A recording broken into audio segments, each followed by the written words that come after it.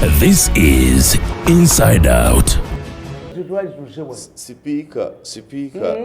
Sagala kwata ku speaker mwana wange jakola. Sagala kubikosija ku parliament. Mu Buganda temuyoza bazadde balo. Ndebete binkwata ko dota family matters. N'abakabaka bali abatamanyidde. Ndekere ebyo si kyayogera ku parliament. Abaana bange banyigira. Abaana bange nzemba buuza. If it comes a practice, you were many. Nga buli ewali ekizibu kyonna bwe nkulisizing bawaddewo omwana wange omulimu. It means you have nothing to say. You have to retire. Yes. Naye munampa. Kitegeeza you are sending me in the village like these people. Yes, because it that's what a strategy.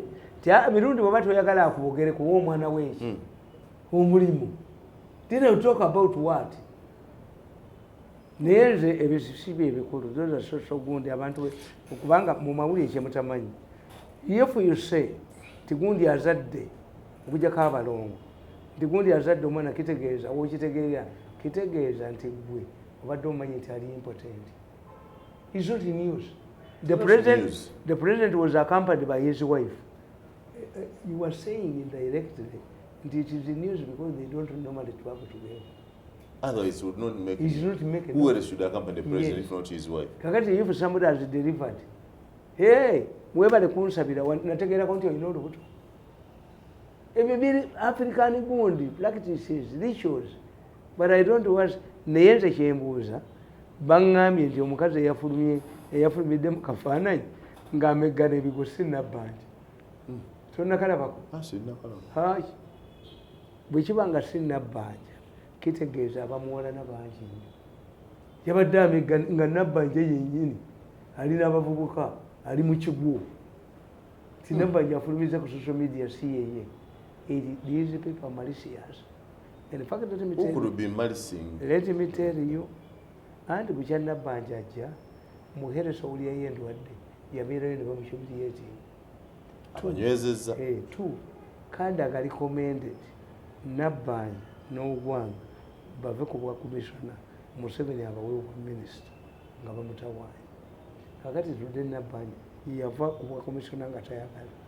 Ani yali recommending? Kandaga. Kati ndiye deputy we. Kyobala nze mbagamba nti there is a time you go mwe muba mugenda. If you cannot accept Nabbanja to be prime minister mwe muveeyo. Si yeye Nabbanja tasobola kulwana bigo ebiti. Tasobola kulwana bifaanana bwe. Era nange nakikomentezeeko ekiro nga sinnakiraba. Nibaga Nabbanja should be protected by security. Oyinza okumegana n'omuntu eyesibye ebbomu.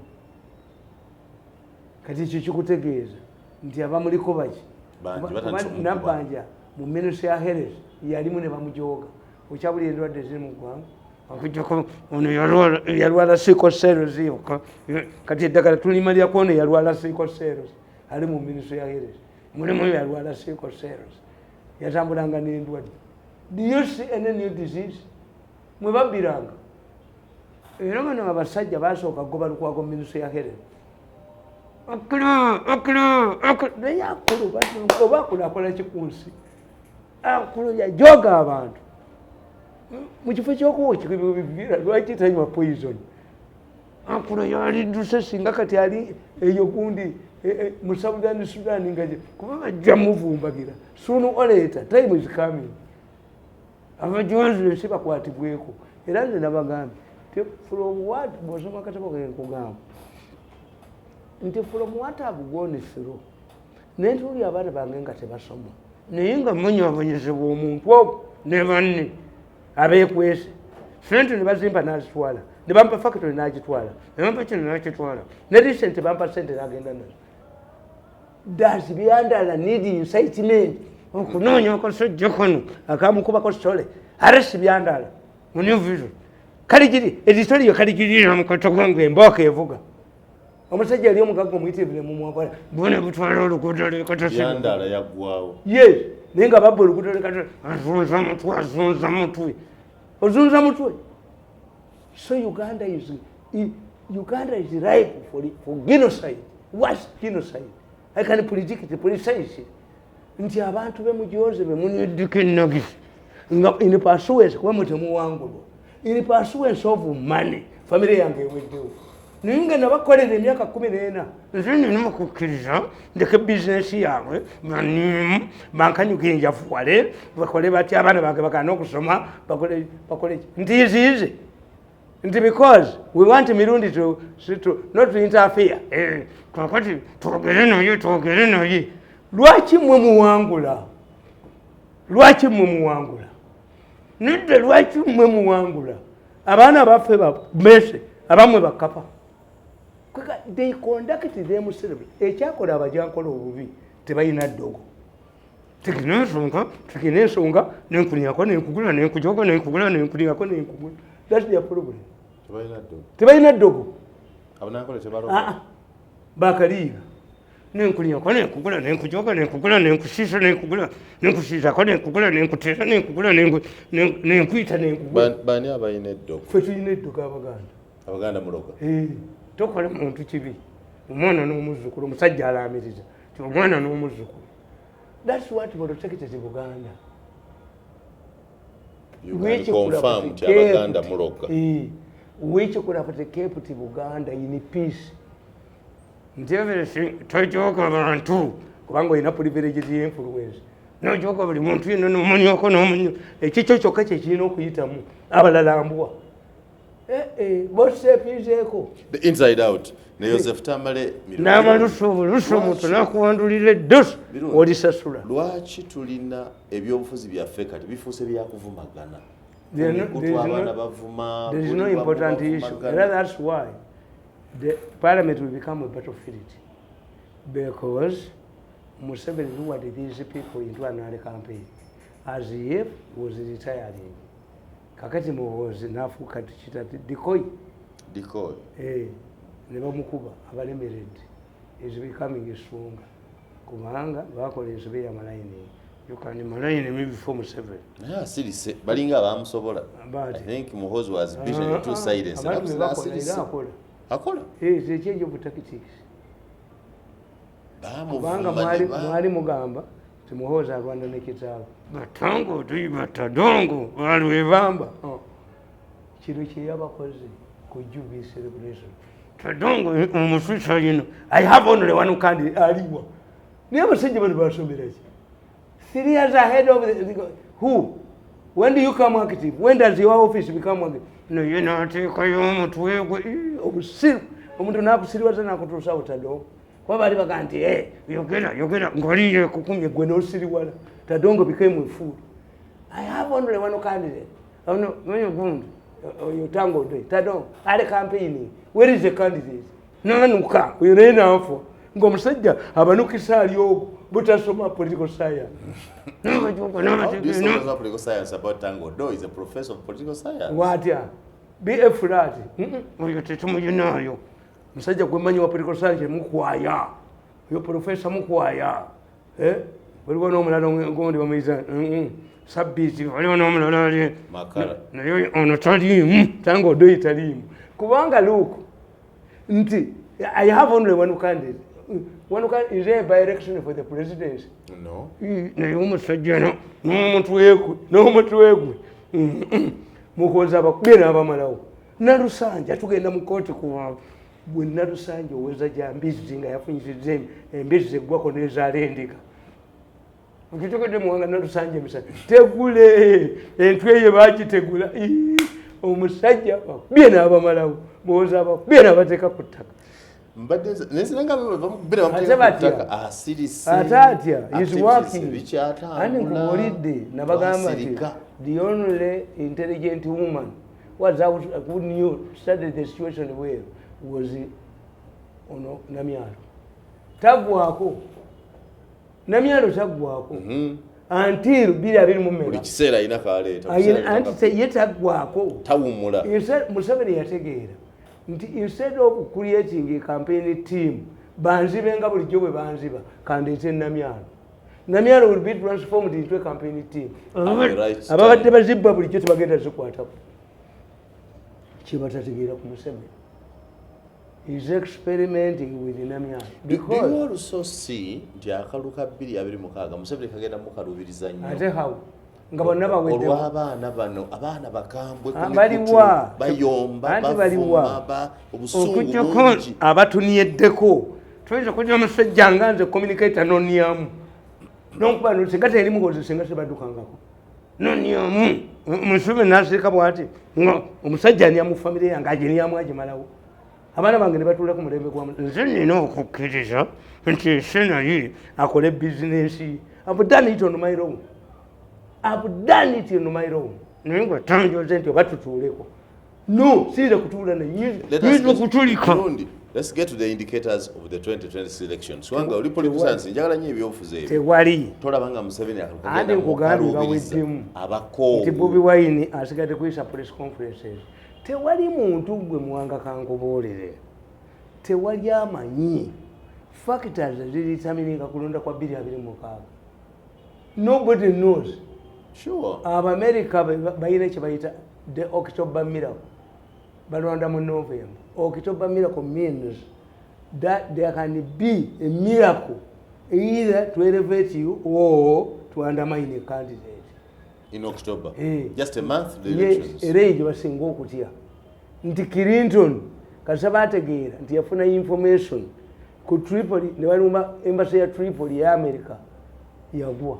Anti ngamba abavuganya nga beyongedde baliwa pressure yeyongedde ono awunya mu bigere crowds Bobi Wine waziraba Buliayo candidate crowds Bobi Wine waziraba wali zali inflated kutiisa Museveni nti mukozesa sobola Bobi Wine ate obusungu bw'abaana bali ku mikutu kuno bafuma buli bloggers bali bameka Mirundi yakwako yo yali atuleke yali amanga bloggers bali bameka ani abumanyi nga buyita obutayononda weya nonda weya zabituli buloka kyokayita mu kibuga ensi nekategeera embwa obubwa bloga oyina abantu bameka embwa obubwa ezo mbwa baziwase amufomidebo oba wendula bajja kuvuma ate banvuma kye bakola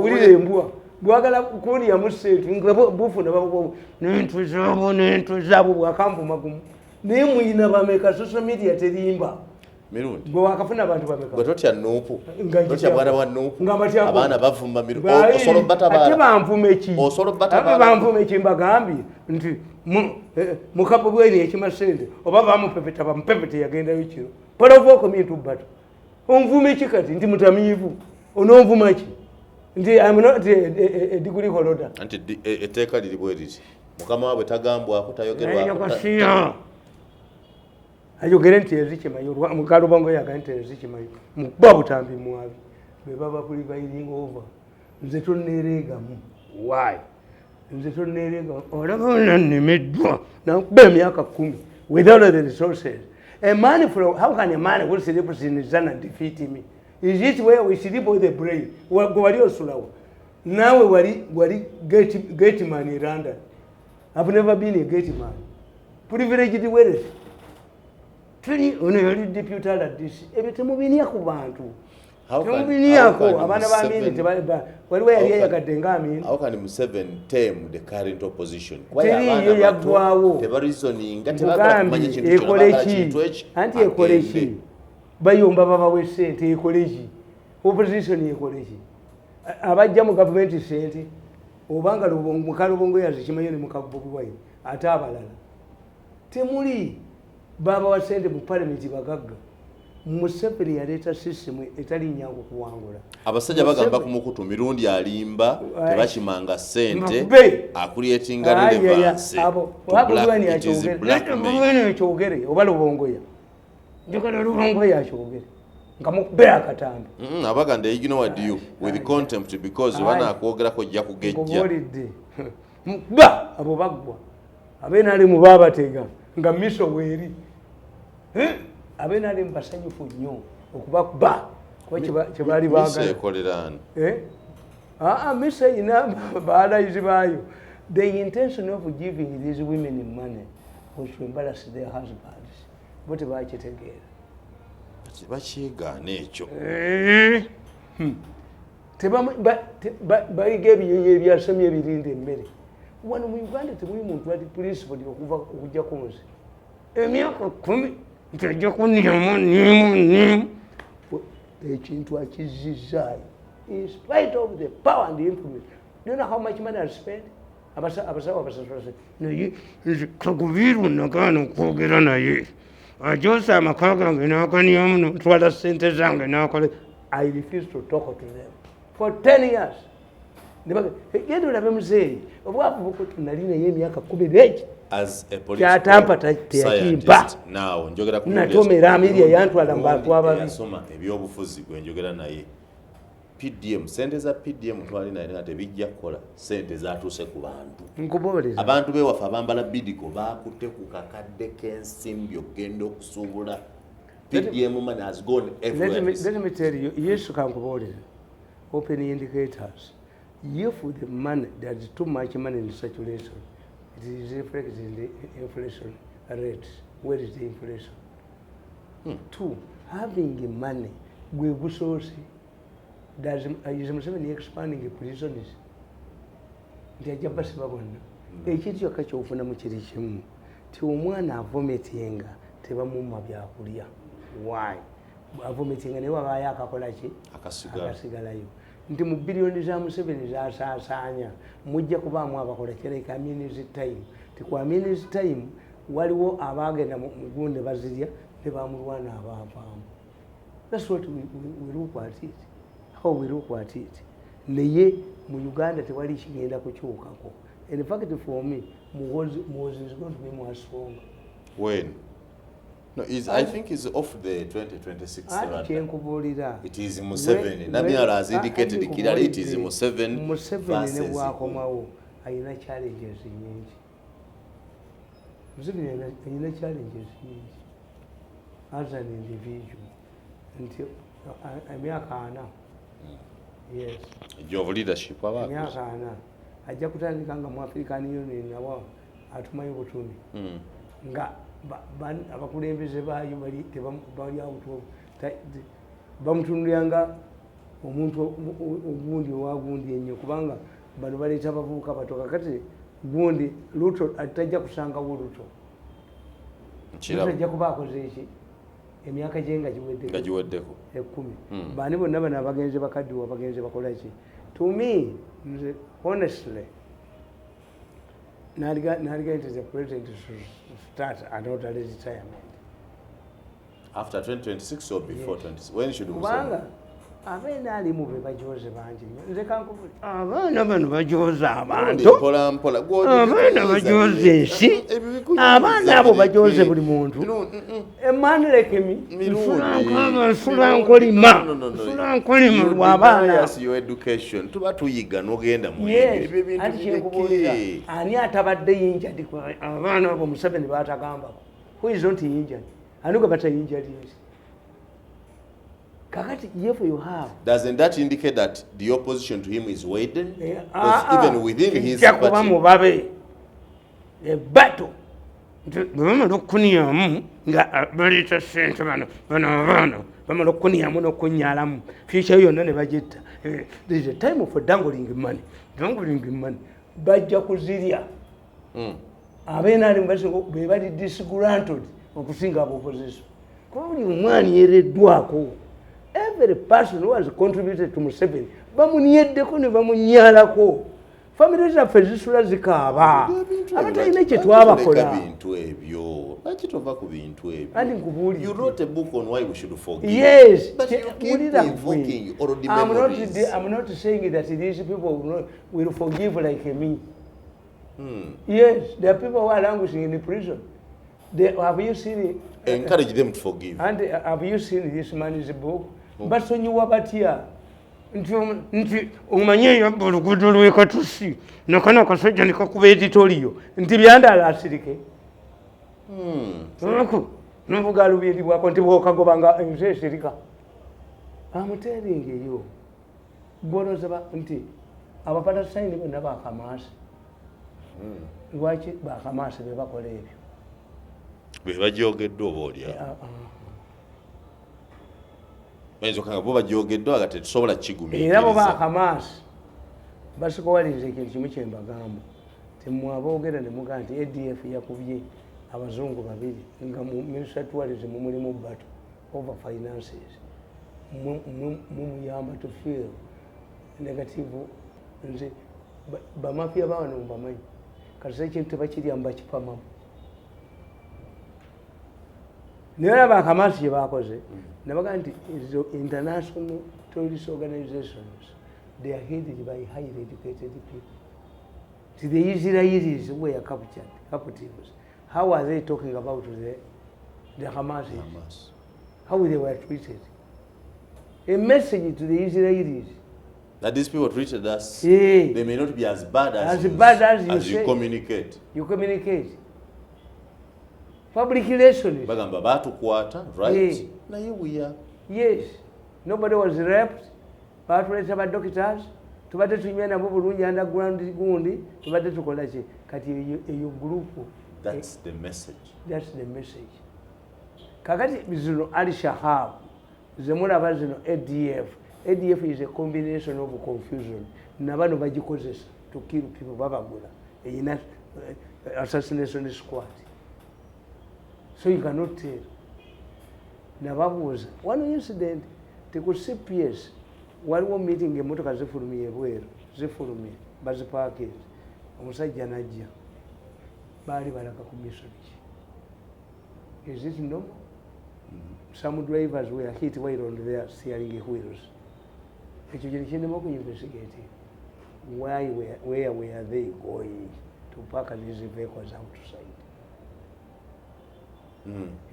Kubanga blasting yerisanga ziparking nga bayina gye balaga. Some drivers with the inside their vehicles. There was a meeting up. Ekyo nekinema okutegeera nti mwali mulagawa. Mwali ku mission kijje mwali mwegera. Mupakinze wabweru mwenna. Badreva bali ku mastering abasinga obungi wagulu eri olukiiko. Bali ku mwali mulagawa. Mission change preempted that meeting. Could it be that they were planning a more disastrous one? Bayina gye baali balaga mu anti baali ba government. Ku CPS baali batudde that there is a serious meeting. But drivers bali bweru unusually balinze kuvuga balaga ku mission omusajja najja. Kati mumwebuuza bwebuuza mwabadde mulaga ku mission ki? Nemutegeera kyebabadde balaga ekitegeeza mulimu atukoleramu. The Inside Out ne Joseph Tamale Mirundi tujja kumala ebibuuzo bibiri byokka Mirundi tubadde tuli ku ahead of 2026. Teoyinza kubibala. Who do you think can be formidable oludda lw'opposition? Ani ayina formidable? Mu byobufuzi tukugamba nti politics and soccer games where extra time is extremely dangerous. Tewali amanyi factors zireeta 2026. Kyova olaba ti Bobi Wine oyinza omuwaamu nga 40% okulemera ku human rights. Human rights is perpetual. Tewali lunaku lulala tubeerayo human rights violations. Lwakuba nti mumuhighlightinga bano aba bulijjo. Naye human rights violations zirina okubeerawo. How many prisoners who are in police cells beyond the constitutional hours? Ekyomanya tekigenda kukola ki? Kuvaawo. Si kyangu. Ekyokubiri, poverty. Teriyo poverty elimination. Mu byobufuzi tulina gwe tuyita unleashing opponent. Unleashing opponent ye Raila Odinga. Raila Odinga w'omuwangula ku olwo ekyalwatandika ki? Campaign. Sirawo to 5 ki? Yes. Kakati ye Raila Odinga akutte Ruto n'amugamba ebintu biri expensive, economy is not naye nga Ruto tayina media emwogerera nti by the time kubanga ekemu tu government Uhuru yeewola ssente empitirivu nnyo n'akola projects ki nyingi. Kakati Ruto alina kusasula mabanja oba kunegotiatinga n'abamubanja bamuwemu akole ebibye kati ono bw'aba ayogera economic promises biki akwata ku manifesto yani yagamba abakazi bwe bati yagamba abahasalas yagamba baki oyo Raila amalako why Raila mugagga Raila has been in this game for a long time Raila has calculated alinga yakola chachi yabalokole egenda naye buli ki takola nsobi yes kati mu Uganda taliimu oyo mu Uganda bali ba sente bali bavu nnyo banko batambogo abemmengo Besigye yagwamu ife abamwogera tetuggwamu Besigye buli wadde asigala n'abantu era kati keyali azze Katongo ojja kuwulira nga FDC ye Katongo era kati Besigye abala singa bwebwaire bamutadde ku ttaka nti nga atekyayo mbuye bamukube ddiyagala no this me tell Besigye a politician to be harassed by government is like a woman who takes on cosmetics si buli mukazi nti anyirira olw'ebizigo no kakati gwe be basiba ne Mandela bonna bafuuka ba Mandela no kakati gwe ne banakukuba tear gas ate gwe bagenda kukushumiriyetinga nnyo Besigye gwe tojja kufuluma mu nju ng'embwa bagiyingiza nga baggalawo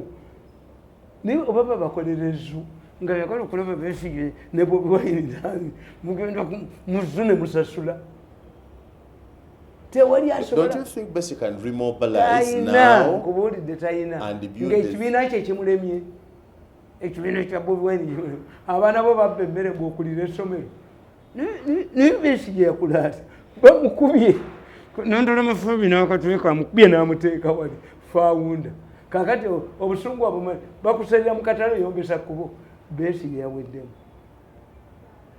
bo batunuulira kino nti nze mbabuulira ebula emyaka egi mu 2026 the only thing one can do I write poverty mufuuke nga mawulire what do you write after nga temukyawandika ku mukozi muwandiika ki ne bapolisi ba Uganda kibalina okukola bafune issues eziriwo ezibeerawo kwolwo inside out noyita press conference noga nti kino noyita press conference nogamba kino noyita ki naye engaging kubaka nkubuulire sente zivaawo kati zino Bobi Wine babadde balina zikuba muhoozi nga ziva mu gavumenti abazungu can only give you money during elections and when you are united era ekirala bantu kibatategeera kibatakayiraitini abanoowe omanyi sente ziri bbiri eza ipod ne sente zebagabana noowe yebadde ewayo sente zaayo eza interparty negundi gavumenti talina sente yazijja bweru era kati omulamuzi eyamugambye buteekawo delegation conference yamuse azijjewa deputy organized in branches to elected delegates bajje bafuna sente za government depending on ababaka boyina noowe yebadde bawaayo inside out ne Yosefu Tamale nze ndi musajja w'amaanyi nnyo olwaleero okuba omusajja asinga bujozi mu ggwanga muno n'amakutiya ga ssente gata nennemerawo n'engalabi yange abaana ne batasoma nennemerawo n'engalabi yange paka mukikyusiza Mirundi njagala ku benefit ate bwe bampasuwe kusoma kwo wasoma political science nja kubaddukako kati njagala owuliriza ekibuuzo kino kiyinziremu bulungi baddemu bannumbe Mirundi nkulosinge ekyogendi kubbera ddala mu mutwe ng'omusajja asoma political science ab'opposition bagamba Museveni is a dictator, Uganda is a dictatorship, it is a junta. Gwenge yasoma political science. Does Museveni's government qualify to be a dictatorship? A junta is a combination of civilians and the army. Oh. Is what we call a junta. A combination of soldiers and the civilians. This is a dictatorship. Kakati nga bwolaba mawanga amajije gawambi gundi eyo katumuwa musobola okuleeta ab'amagye abawambe integrate them with civilians. That is a transitional government. Nebagiyita junta. ate oli bwaga nti military junta ati waliyo military junta. A junta is a government eba military government ey'abajaasi bokka is a military government. Ne abajaasi bwe batabulamu nko ba civilians it becomes a junta. Kakati so is Museveni running a junta. Okay, tosobola kugamba Museveni nti dictator. A dictator cannot allow levels to share power with lower levels. Taliyo. A dictator concentrates all of the powers in himself. When you see a person who has created several centers of authority cannot be a dictator. Era kyogera nti kizibu. Kakati gwe bwanika obadde mu Wakiso yo district ekola bulungi erimu opposition. Constituencies zirimu aba NUP wero mobilized. Okay. Kubanga Museveni yabasalira amagezi nabagamba nti luli abantu bonna batunuliranga wa Kampala. Today ku district balwanirako ku Gombola balwanirako olabye election za LC1 nga abasajja bajjeyo base ku campaigninga. Kitegeeza ku LC1 nako kuliko ki obuyinza. You witness an RDC who shed tears nga akola ki ng'agenda ayagala kulemerawa mu Kampala kubanga poloti y'omu Kampala ya billions.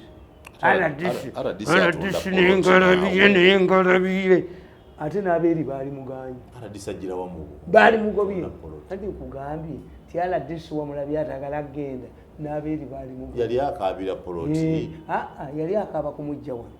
Kakati I compared him to a mugole who cries in church nga bamugatta. Can you continue with the politics? Omuleka. Kuti ono di winning ngalabiye kubanga eri tajja kukolayo omutima gwe gumuli eno bw'akaaba mu mugobe naye mukaaba ki ngazimazeni waka 10 ow'amaanyi ennyo alowooza nti walibeerawo olunaku lwendi ogera naye ne bw'ayongera emirala 10 mbadde nkyayina resistance course za myaka 10 okukola olutalo nzizaayo wali n'opposition njiyingire misana njiyingire ng'obujozi buyitire. Let's go back to education, political education. So is Uganda a dictatorship or a junta? Andi nkugambye a functioning parliament. Yes. Independent courts. Yes. Local governments, devolution of power. Dictator power eriruddawo. Museveni ono le maneuvers. So when Dr. Bese says this is abantu bene batwonoona a junta abategeeza that Museveni is junta. Nkugaye nti junta teri military junta genda okinoonye. A junta is a government shared by the military and civilians. That is a junta. So maybe this is a junta. Museveni the military and the parliament the civilians. Abamaje bali bameka mu government. Sibanji. Kuba Museveni yati amaje mu government. Amaje gali mu parliament. Ate agayita listening point. Tebagatesinga ku power. Amaje yagije nnyo. Yagali jusinga nnyo. Obutafuna appetite ya power. Mu mahanga amalala. Tanzania, Kenya. These retirement generals, retiring generals would be absorbed in the private sector. To do business. But amakamanda wa Kenya ku mwalo oyo kibwana mwalo Kalanje era naye ayina bo bakyalina parastatals zaabwe baba absorbinga parastatals ne Tanzania bafuka bala DCs because of their discipline. The missionaries were disciplined. So, Mirundi, gwe tosobola kwogera mu bantu nti Museveni is running a dictatorship. Atesya anti dictatorship amini yaina parliament. Amini yaina several levels of authority. Obote kanso balondanga nonde. Means of local government used to appoint. Neya Kampala yenyini neyaji. Kakati okujjako nze mbagamba kiriza ekibalimye si Museveni ekibalimye kumuwangula si maligning him Museveni abalemye okuwangula kyobola mu street talking no defeat Museveni nabaganze singa nali mu opposition naye omulenzi ono jjajja entwalamu kati sabaddamu netuli abaana bange nga tebasoma nga Museveni asirise bwati abaana bange nga tebasoma famire yaffe neebonaabona kubanga omulenzi omu ayagala bizinesi ye njumulekedde naye if they don't address my financial issues tujja kukola pati abantu bano beetagukubira ddala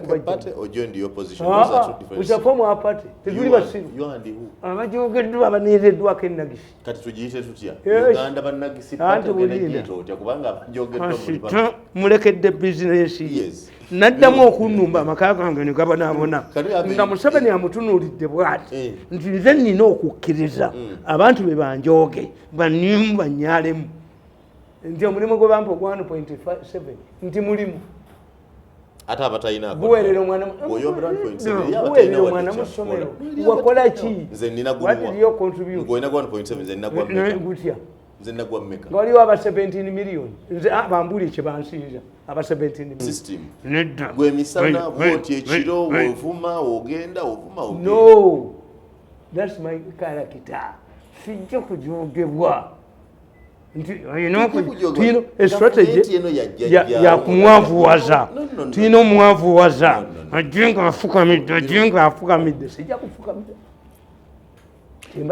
government ya Yohana where you want people to massage you treat you very well but don't humiliate me nze mbawulira gwe muwanga tobawulira he must be a dispute do you wish me to be a dispute did you find me a dispute is this your father's government where you want people to massage you abasajja bajoga to make me a dispute kubanga oyagala kola business gikole waliwo abagikubuuza gye bujja egikole you reach accountability do it peacefully agikole mugikole business yamu but don't shoot me mugikole muwanga nzukuka ekiro nenkaaba I wake up at night and cry ninga bana basajja nabasanga lwaki Katonda yandeeta mu basajja abafaanana bwe bati abajonzi abayitirivu nera nawe kankubuuze oyinza okugamba nti oli mugezi why did you stay with them for long for 14 years it is too long neba kujoga lero omwaka neba kujoga etaano nosiba bando neba kujoga etaano